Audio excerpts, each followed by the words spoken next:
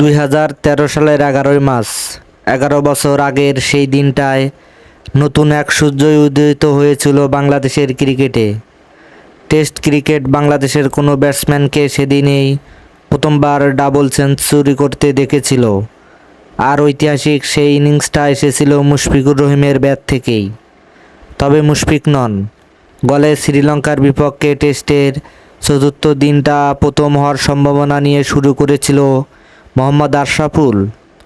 189 run নিয়ে চতুর্থ দিনটা শুরু করা আশরাফুল আর মাত্র 1 রান যোগ করেই ফিরে যান, আর তাতেই ইতিহাস গড়ার সুযোগ পেয়ে যান 192 রান নিয়ে দিন শুরু করা মুশফিকুর।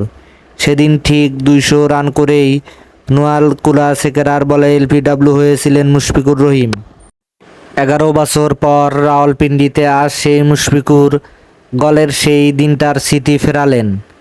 না, আজ ডাবল সেঞ্চুরি পাননি মুশফিক, সম্ভাবনা জাগিয়েও যে 9 রানের আক্ষেপ নিয়ে ফিরেছেন সেটা সত্যি বাংলাদেশের এই ক্রিকেটের ইতিহাসে লজ্জাজনক।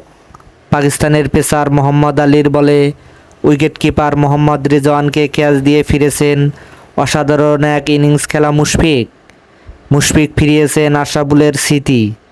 আশরাফুলের পরে বাংলাদেশের দ্বিতীয় ব্যাটসম্যান হিসেবে যে 190-এর ঘরে আউট হলেন মুশফিক। 2013 সালের আশরাফুলের পর বাংলাদেশের ব্যাটসম্যানদের 190 ছোঁয়া মানেই যে ছিল ডাবল সেঞ্চুরির নিশ্চয়তা। মুশফিক নিজেই 3বার ডাবল সেঞ্চুরি পেয়েছেন।